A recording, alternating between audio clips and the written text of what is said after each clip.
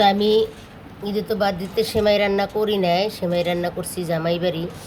তো ওই ভিডিওগুলো আমি করতে পারি নাই, করি নাই। মানুষের বাড়ি এত কিছু করা যায়। তাই আজকে আমি বাড়িতে সেমাই রান্না করতেছি। এখানে গরুর দুধ, গুঁড়া দুধ সব মিলাই এই দেখেন দুধটা একেবারে ঘন করে লইছি। এখন আমি এর ভিতরে সেমাই ভিজাম। আমি সবসময় এরকমই ঠান্ডা করে তারপর আমি সেমাই ভিজাই।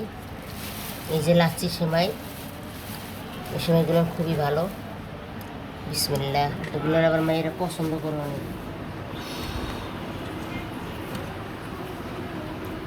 সবগুলো ভিজাইয়া খাইয়ে আপনাগুলো কমু কেমন হয়েছে।